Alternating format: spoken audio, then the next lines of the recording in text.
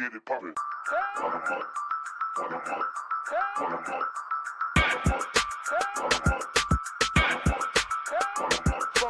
KD, Kiki, RRP, man, you know we Get it poppin'.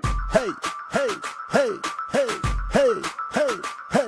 Man, I was born in the slums, raised in the sewers. I hung out with all the talkers, influenced by all the doers. See, I'm a goat. Y'all should sit down and just take a note. Stop burning bridges and expecting niggas to send a boat. Are you thinking that you morphine? But you just the OCC. Gotta put you in your place, I guess that's just my OCD. Katie told me, so that means apply the pressure. Sorry, Lo, we killed this beat, man. Take that boy out on the stretcher. Katie is the bomb, Kiki is the detonator. BT got you in the spittles, breathing off a respirator. Trust me, ain't no rest for haters. You can say the stress for later. Got a question, send it in. I got two investigators. Dropping gems, we just trying to really see who want it. Oh, it's business, yeah, we own it. Smell like money, I cologne it. Kiki quick to block a nigga, Katie quick to kick him out. Keep my wife's name out your mouth!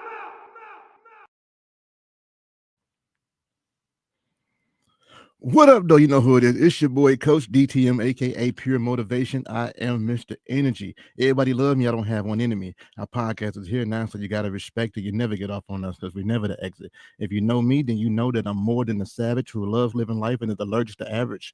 So in conclusion, so it's no confusion. If you see somebody realer than us, it's an illusion. What's going on? Hold on. Let me get my bell. I got to get the bell for this episode. This is going to be a good one, y'all. This is going to be a good one. So today, this is a special episode, man. Welcome to Relationship Reality Podcast, where you definitely get your daily dose of relationships and reality. I've been canvassing the world, and I'm a firm believer that you receive the energy that you put out, right? So you meet the people that matches you in a lot of different ways. So for those, if you didn't know, I'm also a coach. I'm a relationship coach. So I went out and I found somebody that not only could help me in what I do, but it's going to bring you guys a wealth of knowledge today. If you just pay attention and listen, we're going to have a lot of good, a lot of fun, everything like that. So with over 25 years in the business, I'm going to let her introduce herself, tell us about what she do, and all that good stuff. Thank you so much for having me. My name is Dr. Christina Kalaj. I'm a clinical psychologist. I own my own practice in Midtown Detroit. I have such a long history of different things. I worked in a jail for a while as a therapist. Really? Yeah, I don't think you knew that. I didn't. Okay.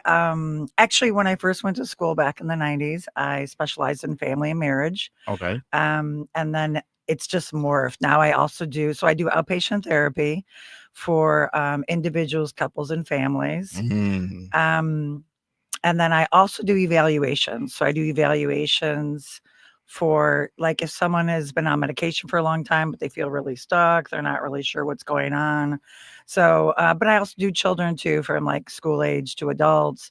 So it's kind of one of those things that's like two different hats, because as an evaluator, I basically spend time really digging in, Mm-hmm. and I give them a roadmap to recovery, but I'm not their therapist. I just give them a roadmap to recovery. Okay. So, yeah. So, and then I also supervise. I do advocacy work in many different capacities. Okay. Cross fingers. I'm applying to be the Michigan Psychological Association Council representative at a national level. Ooh, let's get it. So I'm really excited about that. I'm not a really front runner for it, but I just say put your name in the hat, and you just never know. How do you get that position? Is that like a It's voting elected. position? Yeah. Really? So it's through the American Psychological Association. So I would be the liaison for Michigan psychologists and anyone that sees a psychologist or social worker or counselor. So I'd be advocating for you guys, but only people can vote. I appreciate you were like, how do we vote for you? Yeah, You just got to tell other psychologists and social workers and counselors that are in that. Yeah, it's going to be a small group. They're going to vote. All my advocacy work is not really in psychology. It's in other areas. So anybody who's watching who's able to vote, man, make sure y'all go vote. Thank you. It's definitely a must-have on your team, man. Yeah. Let me tell you something. And we're gonna just breeze over this part just a little bit, because I met her in my what I like to call philanthropy work, because I always say me being a coach is what I was built for. But immediately when I went into her home, we just started vibing. We started talking. She was like, "I do this," and I was like, "Oh, I do this," and I think we should link up and let's make it happen. And she was so honored and just open to it. And I was like, I can't wait. We're gonna do it. So I got us here. So I'm excited about today. And I remember we had a discussion before we started, and I was asking you, like, what's your strong suit? And I know that was hard to actually pick one because you got so many, but one of the main things you said was codependency. Mhm. And I was thinking about codependency from a relationship standpoint. And I said, okay, let's dive into that first. All right. So, my first question that I got for you is what codependency really is, right? And we want to break it down for them in a way where they can just pick it up so smoothly. Yeah. So, what is codependency? So let me tell you, is most people misunderstand the term. Okay. When I use the term codependency, people think it means you're dependent on another person. Right. Codependency really is, like the infinity circle, like that infinity 8 circle. Yeah. Codependency is two people that are drawn to each other that help fulfill the need to maintain like a maladaptive control or lack of control. And I can give you an example that might be helpful. The historical term has been like someone that's an addict and someone that is kind of enabling an addict. Mhm. But everyone pays attention to the addict because they're falling apart. But this part that surprises people is that the person that's enabling is just as problematic. And that's the ones we see that are drained and angry and overwhelmed. But ultimately, they find each other like a magnet and Mm. they feed on each other. So codependency is not what the world defines as being dependent on someone. It's about the fact that they're like a magnet for one another to perpetuate unfinished business in their life. Mm. Okay, that's deep. I never looked at it from that standpoint myself. I Mhm. always look at it from, I guess we would say, the negative connotation of it, to where, let's say I had a family member who, um, up until the day that his mom passed, I felt like the word would have been codependency because he depended on her for literally everything, Mhm. finances, just literally everything. And in my opinion, I felt like it was kind of hindering him a lot because, for one, you wasn't going to be here forever. You was already was getting sick, and you never really prepped him to be, available to do it on his own. And then for two, and this is the one thing me and my wife had to talk about with not only our kids, but we raised other kids as well that we call ours. So it was always, I know we don't want them to go through a lot of things that we went through, but we have to step back and let them, bump their head first, understand it, at least give it a shot, see where you need help at, and then do it. If we just automatically jump in, I think that creates the negative part of the codependency, right? I agree. No, that was a great example. The person is usually enabling the person not to find their own footing. And Mm, so they're enabling the person to not find their own footing. Essentially, I think we originally use alcoholism as like a great example because it's so evident. right. But ultimately, parents do it to their children, and ultimately, partners do it to each other. But there's something within them that they need each other. The person has to fall apart. This person has to rescue them. But they find value in rescuing someone. But in the end, they're depleted. Okay. All right. I like that. Okay. So, do you think codependency is something that you're necessarily born into, or there's something you learn from like past relationship? I'm going to be honest with you. It's usually a generational issue. Okay. And you wouldn't be born into it. Like, it's not like you would have genetic makeup for it. Okay. It's essentially generational problems on how the family functions. And then you just see it in your family. So it's a term that kind of throws people off at first. So you're just going to bear with me for a minute. Okay. Um, because most people only use it in predatory components. But there's a grooming to both of the role. You kind of teach someone to be like the receiver of the codependency, like the receiver of being enabled.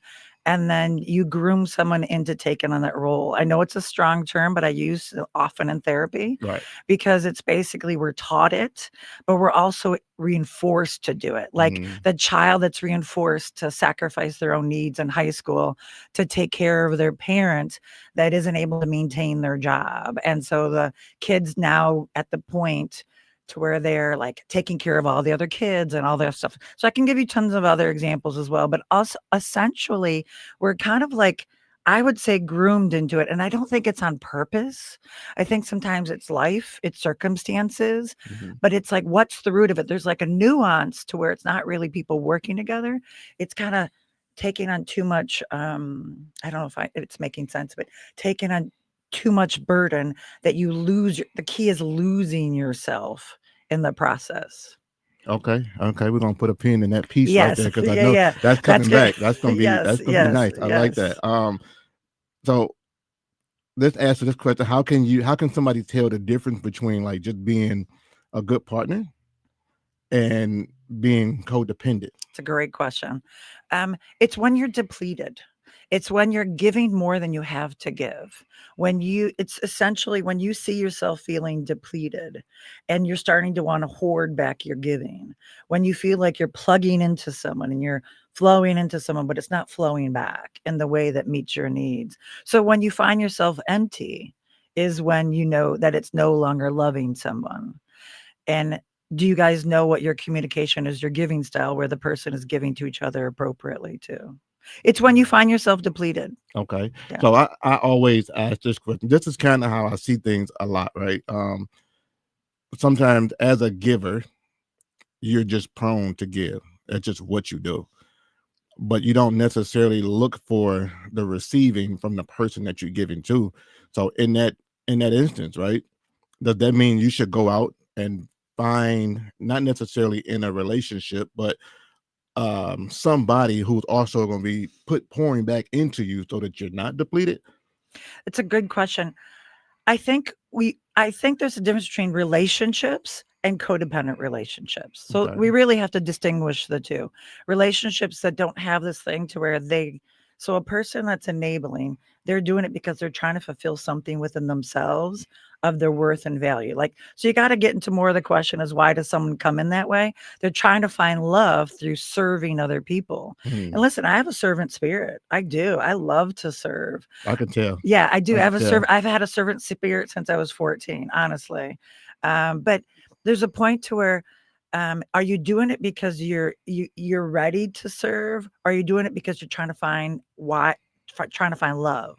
Hmm. And so I think we're talking two different things. If you're in a normal, healthy relationship, like flowing and giving is one thing, but when you're doing it to find worth and value, that's where codependency lies. Mhm. Does that make Okay. Yeah, sense? most Yeah. definitely. Yeah. Okay. Another thing that we were talking about was just like the imbalances of giving, right? Um, at what point does giving become self-neglect? And I think you kind of touched on that just a little bit, but we could just go a little bit deeper into that. So when does it become neglect for yourself? And I know you said from the depletion part of it, right? Yeah, let me give some example. Let's say you're in Okay. a marriage, right? Let's say Okay. you're in a marriage and you're the one who's always doing all the laundry and the responsibilities and you're doing all you're doing all the responsibilities. You're taking care of the children. And then like at the end of the night, your partner's also wanting something from you. When you have this imbalance of load, like you are two people trying to build something together, Yeah. but this person is not carrying the load. And then through time, the person doesn't have anything more to give to their partner. So this is a lot what happens in marriages. It's just remember there's relationships and then there's codependency. Right. But just this aspect, I guess I was using an example that could be both. But it's really when you feel like you start feeling resentful and you start getting angry and you're making arguments that are much larger than what the argument is. I guess if that makes sense. Yeah, I don't most know if you need definitely. to follow up if Most that. definitely. I know it's So kind of a convoluted, like codependency is a convoluted thing because what is a relationship and what is codependency? right. And so for me, I think the part that helped me out a lot in that area is I learned a while ago how to compartmentalize not just my giving, but just what people need, right? Because I put on a lot of different hats on a daily basis. And it's some days where every hat pulls from you. And if you don't compartmentalize, in my opinion, that's what pushes you to be depleted even quicker than you normally would, Yeah. right? And I always tell my wife, we always talk about like putting everything in the same basket. Like, I can't get mad at you because I was already upset when I came in here. Yeah. So I have to be able to turn that off, put on a different hat, compartmentalize just life in itself, and go for it. So that's the one thing I always try to lean on. I think that helps out a lot as well. Yeah. Um, okay, now there's a such thing as overgiving. So do you think that's a form of control or fear of abandonment? I think it's both. Ooh, I like it. I think it's both, to be honest with you. I think when we talk about codependency, and remember, the root is someone has to fall apart, and then someone is picking up the pieces, but they get reward for picking up the pieces. So ultimately, the person that's picking up the pieces is essentially wondering if they're worth loving. So they're only worth loving if they give. They're only worth loving if they self-sacrifice. And they're doing it all thinking, I've done all of this. Why doesn't that person give me back? So that's why they feel empty. I like that. So I think it's both, honestly. Okay, I like And then that. the thing is the control part comes in. They don't know that they're worth loving. And so this person falls apart. So then they need to control them to have homeostasis, which is balance. I like that. Yeah. Okay. And remember, though, that both of them, one person is, I think the things we always feel bad for the ones that are overgiving, and we are mad at the person that's taking. Yeah. But that's not true. This person needs that role just as much as this person. This person actually starts falling apart. So this person has something to do. I think that comes with like understanding the makeup of a person, honestly, right? I think sometimes we look at somebody just from the outside. We might love this person, and we're looking at the relationship that they're in from the outside of the picture, and we feel like they're being used. We feel like this is, but they actually need that. It's feeding them. It's getting them to that next level. You got it. That's exactly what it is. They need to be a martyr. You know what I always I know it's say? a powerful word, but yeah, no, that's powerful. I just want you to, I want you to, they need to be the martyr. I love that. And the example that I get when I just heard you say that was my dad, my wife's dad. He got sick back in like 2020, had a stroke and all of that good stuff. And I honestly believe that he is still here with us today because he still feels needed. Wow. And that's powerful. Yeah, so and I have a conversation with him daily because he lives with me. So I talk to him daily, and I can hear in just the conversation that he feels needed by different people in the family, right? And that's just something that he needs to feel. And I think that at the moment that he doesn't feel needed will be the day that he'll just relax, and if it's time for him to go, he'll go. Yeah. That's a beautiful example. Yeah. And the thing is the love is really telling the person that you no longer need them in that way and that you love them no matter what. Yeah. Well, yeah, I like that. So if you speak that truth on a regular. So, okay, let's talk about another point that you tapped on earlier. And that's just basically people who lose themselves in certain situations and certain relationships and things of that nature. Can you give me a few red flags of someone who's losing themselves in a relationship so that they can even identify what's happening? To themselves or someone else watching someone? You mean I'm gonna say to themselves? themselves. Okay. Yeah. Oh, that's a good question. Let me think. I just wasn't really ready for that one. So I think when they're starting to become angry and they're wanting to hoard, like they're wanting to hoard their giving, when they start feeling like people in every area of their life, they're like, there's nothing left. That's probably the key, is like, there's nothing left. And they feel the need to start having to hoard themselves. And no relationship can sustain itself if you're starting to hoard yourself. And that, like, there's almost like a checks and balances, like you keep on repeating, like, you're not here, you're not showing up, or I think it's just the need to have to hoard oneself. And then also just being drained by the smallest bit. Or also, like when someone, this is the third one, which is when someone is asking of you something that seems really simple, but you can only give when you want to give and how you want to give. Like it has to be done your way or no way at all. I guess those would be the three that popped in my head. That's deep. I like that. I couldn't actually think of some time that I felt like that. Now, what's a good way to get out of that feeling, though? I'm going to be honest, it's a lot of work because most people that have codependency, they were groomed into it and they were groomed at very early ages. It's not usually when they first start dating. It was there before, and they saw it in relationships. They saw it in their parents. They saw it in early on when they were first dating. So it's really a lot. I'm going to be honest with you. I hate to say it. It's go to a psychologist that There we go. specializes in codependency. Sorry. And where can they find a psychologist to such? You know? Authentic Self Psychological Services.com. There we go. It's actually AuthenticSelfPsychology.com. That one was already taken. I had to get a hyphen in there. But honestly, it's really, people think, okay, this is another thing. I'll add, I don't know if you're asking. A lot of people come to therapy and they're like, this is the life I have. I don't want to deal with anything past. This is going to be kind of an important like epiphany of freedom, which is people take on so much weight and responsibility of the personality. They're like, well, this is what I have. Let's build from here. That's just not how it works. We have to go back and unearth, what did you see? How did you experience relationships? What were your first relationship experiences that have kind of melded you to this point? Because you have to release the weight that it's your fault. You have to go back, and it's not about blaming your parents. It's about like, what did they have to work with? Because we all have something we have to deal with, which is, what did they have to work with? What is not yours to carry? Unearth that and rebuild. Because a lot of people are just like, well, let me start from here on. And that's just not how it works. Because we don't have these codependent relationships unless we were taught them. Right.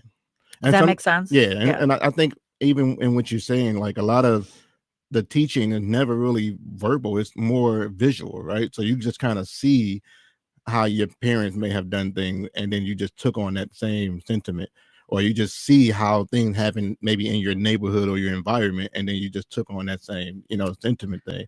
1,000%, honestly, because remember, I'm going to throw some stats out here. So 5% of communication is verbal. 95% is nonverbal. We are learning how we're supposed to engage in the world. We learn it too. You learn how to read when you start crawling, because you're doing right to left. You would never know that crawling is such an important thing. It teaches you right to left. So we're learning relationships at 2 and 4 and 6. I mean, we're learning it throughout our lives. So really, to be honest with you, we really have to look at ourselves and heal ourselves before we can really actually heal it in a relationship. I'm sure you'll get to that more later too. Most definitely, because, and this is the thing, when I coach my couples, the first thing I do is I make them take ownership, right? The most powerful thing I feel like you can do, not just in a relationship, but just in life, period, is take the blame for whatever the issue is. Take the blame. And the reason I say that is because if I take the blame, then that gives me the power to fix it. But if I put the blame on you, now I'm waiting on you to make a change to be able to fix something. So when dealing with relationships, what part of this is your blame? How can we get this? How can you fix it? So that's the biggest thing there. So when you helping people, do you find it harder to help one gender over the other? Oh, that is such a good juicy question, honestly. So I'm pretty authentic. I'm a boater, an immigrant. So English wasn't my first language. I'm usually pretty frank, honestly. So I will tell you there's a difference. And also, in being a clinician, as long as I am, I know I have to like decide what my capacity is at times. So it changes. So right now, believe it or not, you know who are the easiest people to treat right now? But let me finish it. I'm going to tell you, but you got to let me finish, which is men. And because women have had permission to express their emotions and feelings throughout their life, and men have not. So when they enter the room, they take a lot of reverence for what they're doing. They're really ready for it. And this is post pandemic. It was different pre pandemic. Okay. Post pandemic is a very different client base. But ultimately, women have permission for the emotions and feelings in their processing. Men have never. So they just have a higher climb. It doesn't mean that women can't either, but men have a quick higher climb. And there's much more like I think surrendering to the process because they're really ready for it. When people are like court ordered, I hate the only people I hate working with are court ordered people. My wife made me come, my husband made me come, the courts made me come.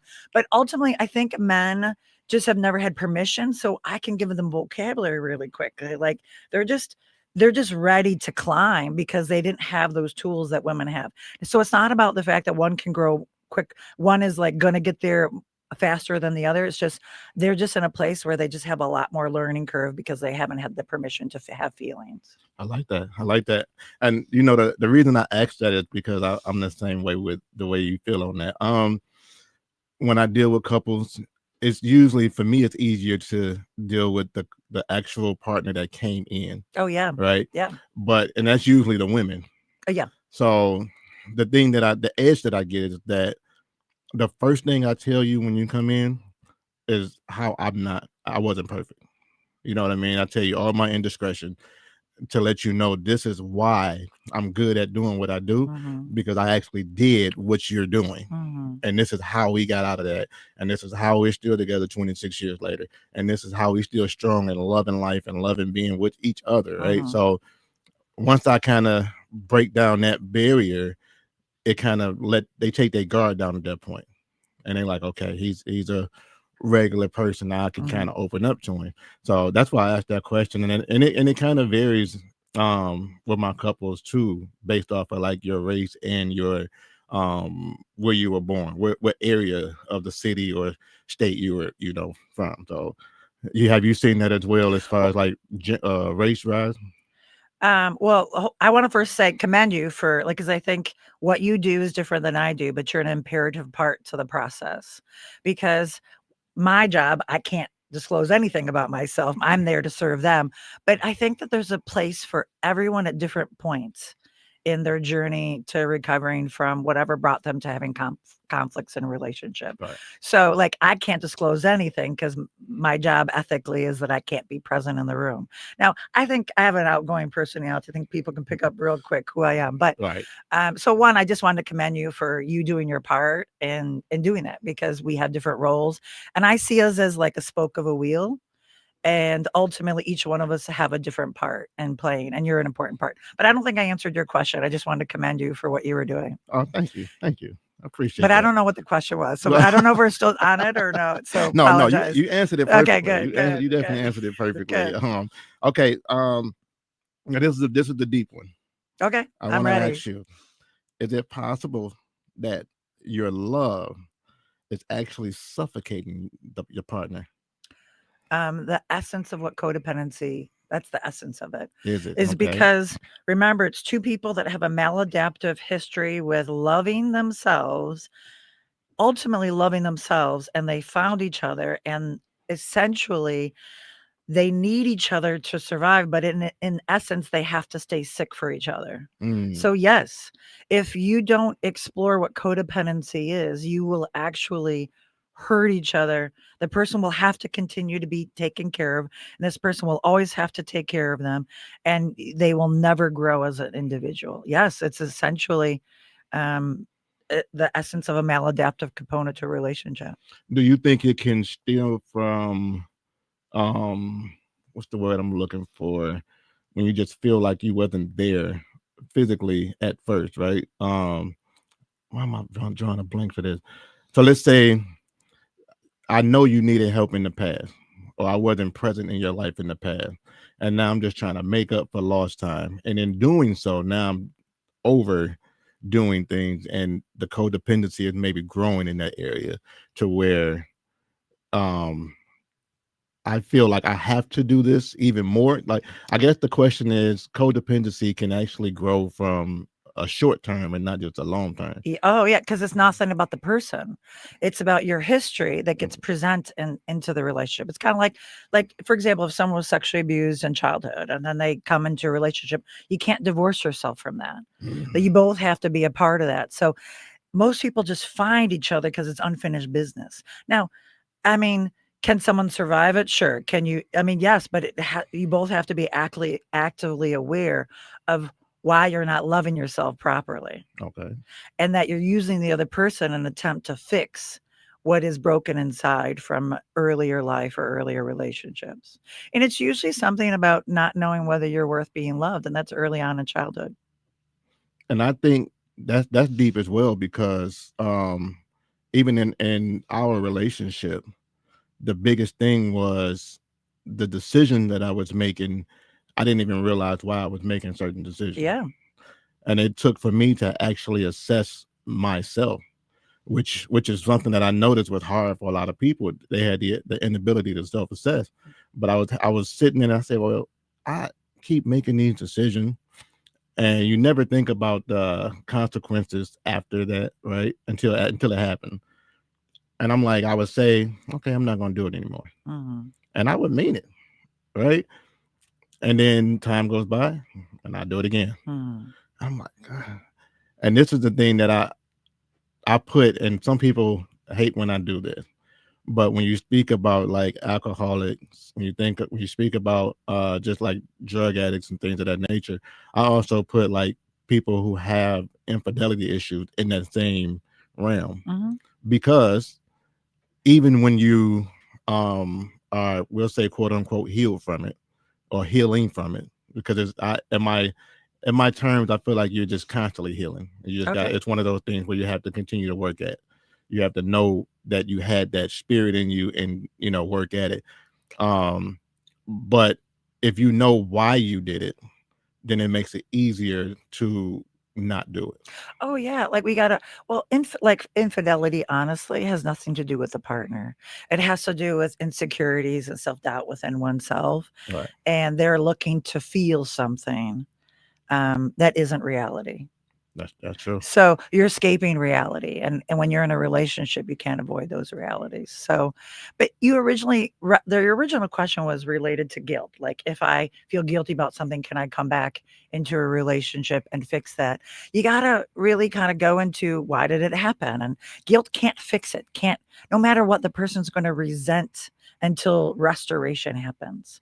So you cannot overlove someone through guilt. That is just going to actually just perpetuate. You're almost reinforcing the anger because you're reinforcing the anger because if I stay angry, maybe they won't do it again. I like that. And that's in relationship ways, right? So let me just flip it just a Yeah. little bit. I want to see if you feel the same way Okay. when you're speaking about like mother and son, mother and daughter, father and son, right? Where as a child, if my dad wasn't in my life and with no excuse, no reason why, but then he's an amazing grandfather Mm. because he want to make up for the fact that he wasn't there for me as a son, right? That could actually make the child feel even worse, right? It can do many different things, to be honest with you. It could be very healing, and it could be also very resentful. I guess it depends on how much your needs are being met at the time, and again, how much work you've done internally, because you really can't. You have to forgive someone, not time, right? I But like one of that. Say that again for the people in the back that didn't hear that one. I don't know if I can again. You repeat it for me. I'm terrible at reciting. My clients are always like, "Oh, she'll never say it She again said twice." I just you have to forgive yourself, yes. not time. That's Oh, deep. perfect. I Okay, like it'll it. be on a shirt. I have a whole bunch of shirts Right, I there we want to go. create. There we go. Okay, And I make shirts, so I'm gonna make it and send it to you. okay. Another one, which is a codependency slogan, is hope is not an appropriate coping mechanism. Because that's the essence of what codependency is. I'm hoping this person's going to change. If I keep on loving them, they're going to change. If I just heal them the right way, it's going to change. They don't realize they're part of the problem. But anyway, that's my t-shirt business one day that I'm going to create. Okay, say that. I can say this one okay. again. I was going to say that again. No, I have a few. I don't want to give them all to you, or I got to do trademarks here. Okay. Hope is not an appropriate coping mechanism. And that is essentially a codependent, the one that takes charge, the one that wants to be in control. That's their essence of their coping mechanism is hope. That if I give enough or I love enough or I keep on doing it, then I hope this person's going to finally get it together. And that's just not how it works. They have to basically do the work themselves. I'm going to switch off a little to make it make sense. Like someone that's gone through trauma, their solution is that I'm going to basically anticipate every problem, because if I am prepared for it, I'll do better. So that's essentially what someone in codependency is wanting. Hope is essentially the solution, and it'll never work because they need to fall apart so you can be in control. And they can never get better if you need to be in control. It's like a vice that keeps on keeping someone unhealthy. So essentially, it's almost like you are a human medication. Yes, absolutely. And so it'll never stop because, Right. and then the person the person that's like sick gets healthy, the person can't handle it because then they don't have a job any longer. That's true. Okay, I like that. Y'all hear it? Yeah. Man, I like that. All right. Let's speak on just breaking the pattern. Okay. All right. So how does someone start setting boundaries without feeling like they're hurting their partner? This is the hardest part when I'm working with clients that have a long history of codependency. They think, I'm going to answer, but I'm going to use a different term. They think they're being mean by setting boundaries. It's about setting boundaries. The key is setting boundaries, but they think they're being mean by setting a boundary. But the only way they can heal is by saying, this is all I have to give. Or this is it. Basically, this is the line. The problem is most people don't set the line until it's already really bad. Yeah. So I always tell people, you got to figure out what your boundary is before you get into the relationship, because you find yourself slowly, incrementally, just like getting closer, and all of a sudden, who am I? How am I? Why am I so angry? Why is this going so poorly? Is because they crossed their internal line and they didn't know it should have been there. So the key is, I don't know if it was long-winded, if you picked up what I said. You picked it. All right, you picked it up. All right. I loved it. And so boundaries is the key. And ultimately, when you are overgiving, when all you do is give to say that you have worth and being loved, you don't know where that boundary is supposed to be. And so the key is you have to figure out what is an equal relationship. So you think that takes time with that takes the assessment of you spending time with yourself? It's all internal work. So, okay. So what would you tell somebody like, so my wife and I, we've been together 26 years. Yeah. Right? Yeah. All right. So all right. we was back in the 1900s. Right. And we was at a young age to where we didn't really understand what boundaries were. Right. Yeah. So, no, that's fair. Yeah. So obviously we have to start setting boundaries throughout the relationship of things that we don't want to deal with. We feel like it'll break us if we keep dealing with these type of things.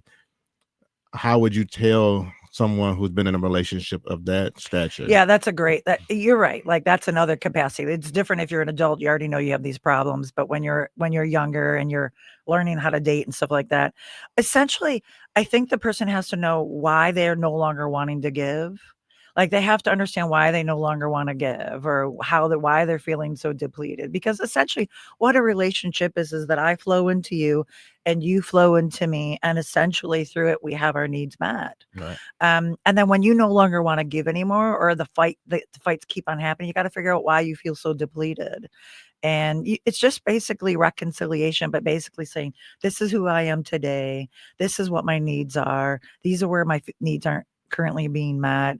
Like you get a lot of, I'll use an example where a husband and wife like might be together, and the husband's like, well, my needs are met through sex. And then the other one's, well, my needs are met through this. And the reason why she's withholding is because her other needs aren't being met. So you're just going to have some real authentic, raw conversations. And and that's what I was getting to it as well. Is I think the biggest thing is really communicate. And I hate saying that because it sounds so cliche, but it is what it is. Like if you learn how to communicate, and I think it gets lost in conversation when I say communicate because people think that's only verbally. Well, you're right, but you understand communication, but do the people in the world know what communication? So when you say it, so I would probably say the word restore Mm, instead, because I think when you heard the word communication, everyone starts getting like their eyes gloss over. They yeah. just like it's just a cliche, and then people just stop because they don't even know what that means. But I Okay. know you know what it means. It Right. just does everybody else know what it means. So I would just say like what needs to be restored. So I would say restoration. I like that. Yeah. Let me add that into my repertoire. Yeah. All right. All right. I like that. Because I don't think everyone like you understand verbal and nonverbal communication. Right. Like, but I don't know if everyone understands that communication is also in serving and giving and knowing what your partner's love language is. And because Yeah. a lot of people give in the way that they'd want to be given to, but that person doesn't even feel any of it.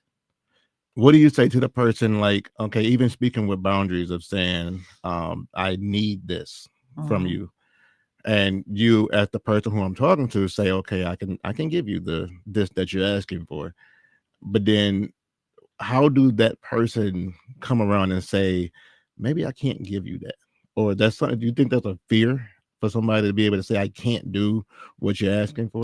It tells me that the relationship has a lot of fractures. It just tells me when someone is withholding, that means they're punishing them. So, I mean, if you really love someone, you don't want to withhold Right. and you don't want to punish, but that just means there's fractures to the relationships that have been ignored. That's all it means. Mhm. You have to go into where were the original fractures. I love it. Yeah. I love it. All right. So what's the first step to becoming emotionally independent? Ooh. I honestly, so you use the word, I forgot what you said earlier. You use the word that you're never done working. What was the term? I'm sorry, I forgot. Um, I will tell you, I don't remember what it was earlier, but Okay. self-actualization is essentially a term used. It's from Maslow's hierarchy of needs. I know Okay. I love it. No, I'm getting into give it. it to us. All Give it right. to us. We like So it. you can Google it. It's really powerful. Okay. So this is also an important part. Because when sometimes people are coming from a depleted spot because of poverty or opportunity or a lack of privilege. So we also have to honor those things too. So I'm going to bear with me for a minute. Okay. So Maslow's hierarchy of needs, you can Google it. He's been around for a long time. There's a pyramid, and you can't. The third stage is belonging, and you can't really love someone until the other needs are met. So we have. Look, I don't have the pyramid in front of me, so it's Maybe about I'll put it on the yeah, screen. put it I'll on the put it on the screen, yeah. screen. So there's like, you have to make sure you have food and shelter, and then you gotta make sure, you gotta have safety. You're first saved, and then food and shelter, then belonging. And then self-actualization is something you never reach, but it's essentially evolving yourself to the day you die. You will never reach self-actualization because that's the day you die, because you should never not stop working on yourself. Right.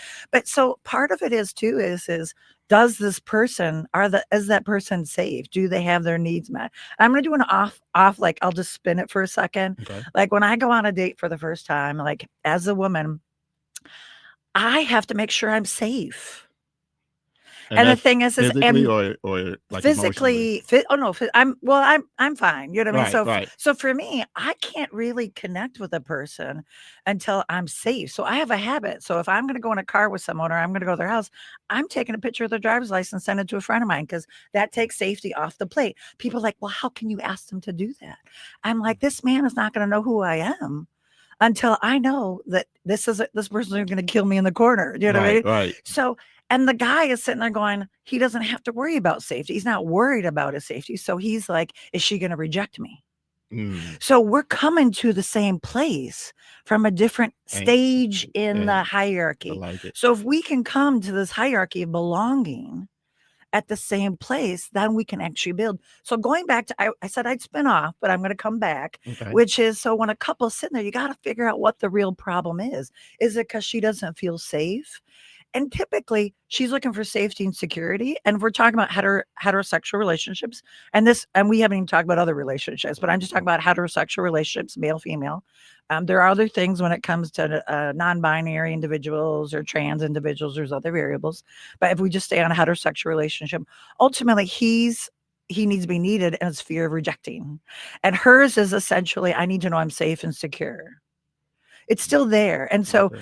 when you're sitting there wanting to deconstruct and reconstruct a relationship, you got to find out what the real problem is. Is she feeling safe? Is she feeling secure? Does that make sense? It does. And is he feeling needed and worth and have value? Is he feeling that?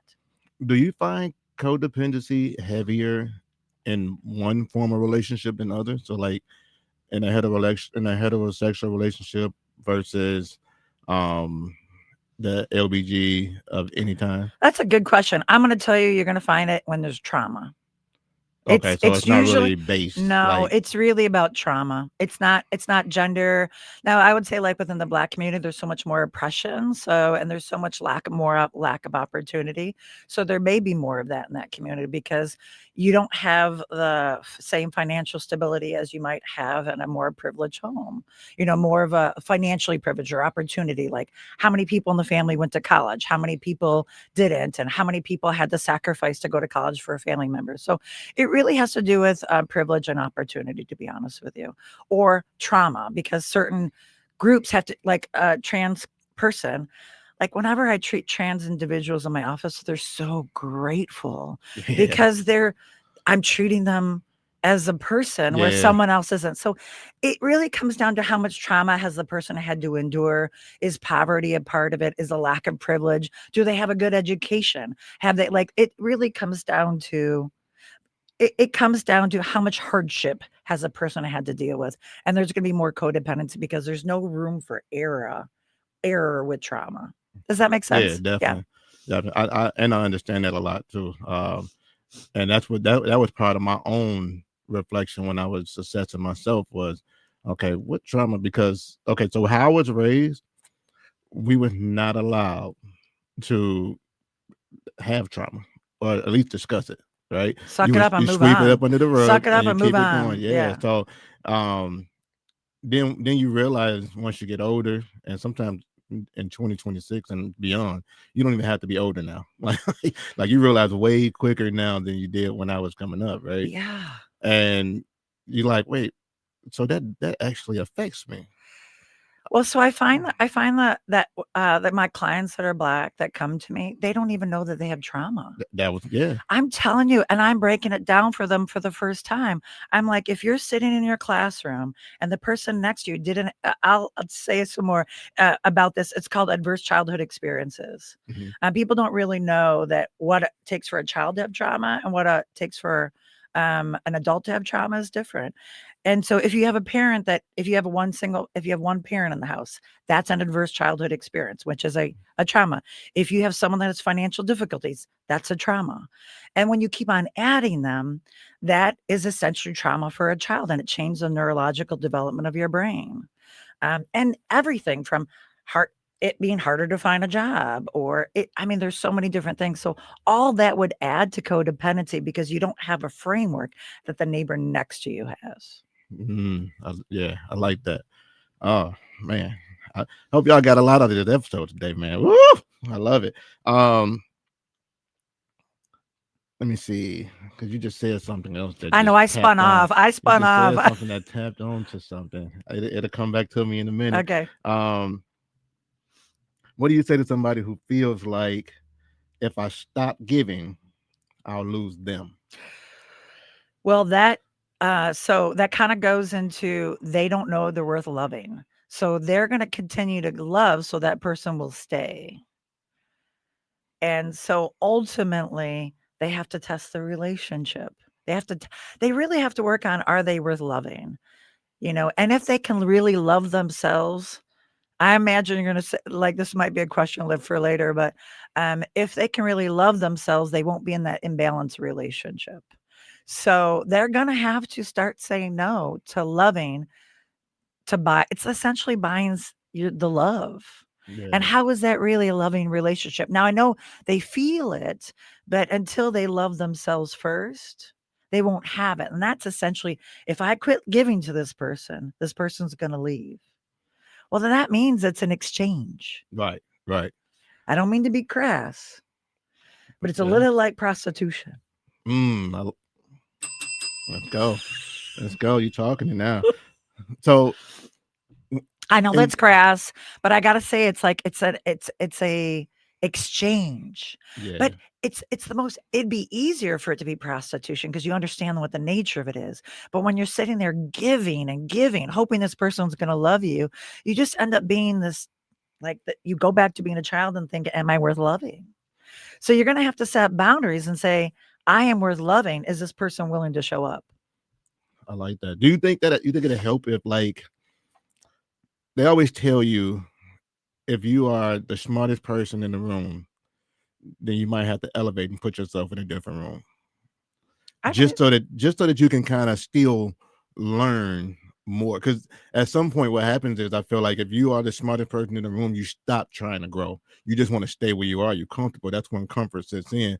And I haven't said this on the podcast to you yet, but that is like a curse word to me. okay. That's comfort.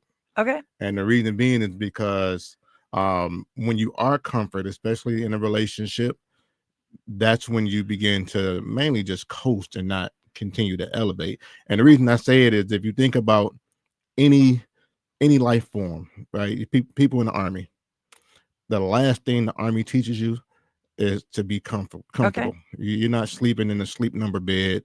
You are on a cot. You got to be up and ready to go at any time.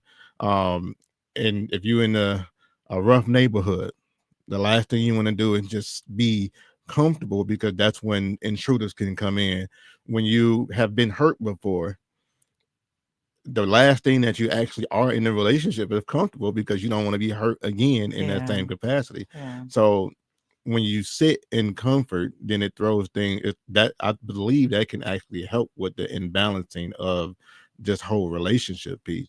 But if you put yourself around other people who may already be elevated a little higher than you in certain areas, I think that can give you even more to strive for, right?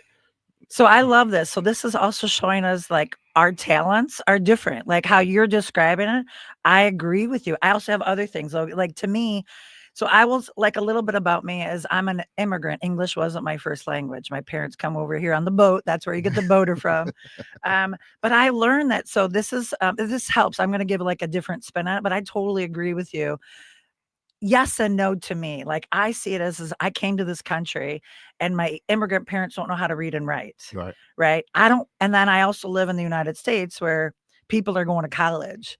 Right. Right. And so I sit there and I'm like, I'm not allowed to wear makeup or I'm not allowed to I have to be in arranged marriage. And I, at 15 to someone 30, and then I'm also with people going to college. I don't fit into any world. And so to my thought is this is the way that you elevate yourself is not compare yourself to another person. The way you elevate yourself is just look at yourself and you just like look at where you were yesterday and you move. I don't disagree with you. Like I'm agreeing with you, but that's how I've always done it is there's no two people that are the same. And I kind of feel like I can sit with someone that's a janitor. I can sit someone that's Yeah.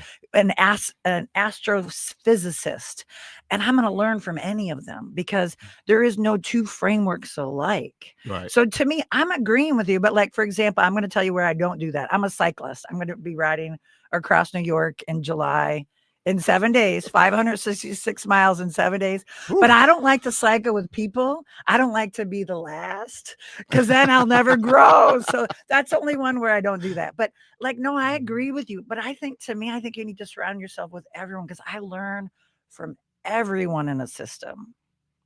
You just have to like you have to let yourself learn from everyone. But yes, you don't also just want to stay with people that are going to keep you in your same group think. Yeah. You're going to have to elevate your. So I wasn't saying no. I was just saying like for me, it's like multifaceted. You got to know where you need to. The word I use is stretch myself. I got to know where I need to stretch, where I need to restore myself, where I need to like just get everyone out of like my mindset and then where it's just me looking at where I was yesterday. Does that make sense? Yeah. Total. Yeah. And a part of me that made me even go to that stratus was when you do put yourself in them different type of rooms like that, right? Yeah, you're gonna learn. You learn. And if I'm in one room and I am the ultimate giver, and I Yeah. put myself in a different Yeah. room and I'm still trying to be the ultimate giver, but I got the people who are a couple levels above me that are like, no, I got this. They're one. going to sharpen I'm going to you. give, yeah. They're going to So, sharpen you. I think Yes. it helps you balance out, and it helps you be able to go back to the other rooms and still be in your right frame to continue to do what I you're love it doing. because you went back to codependency, which I Yeah, was off track yeah. on. You brought me back in. I love it. You brought me back. No, because you're right. You're like, essentially, you cannot do it alone, and you need to make sure you're in places where other people can sharpen. Yeah, you brought us back in. I Yeah, love it. I you love did it. it. You did it. Yeah. So, let's see where we at. Last thing, because I want people to be able to find you when they, if they have questions, if they need, Yeah. help in any area, any way, they want to talk about codependency a little bit more, however they want to do it. How would do you have any social media forums, anything like that? I'm so terrible about that. My age is showing out, but I do have Instagram, but I don't do anything on it. So you're not going to find anything there. Okay. Honestly, my website, and my email address. So my website is, authentic self psychology.com. And my phone number, honestly, it's on the site. So 313-506-0658. And I'm gonna put it in the show notes, and I'm gonna probably put it on the screen, like right here in this area. And I'm writing a book too. So one day I'm going to be Oh. writing a book, and I'm doing. Can I just? Yeah. I haven't let me written hear it yet. I haven't written it yet. So I don't even think I told you that, did I? I think you breezed over it a little bit. Yeah. So I'm writing a book. It's not going to be out for a really long time though, but I'm writing a book about, not to psychologists, not to like a help desk book. It's going to be a book about the things I learned as a psychologist by sitting with people.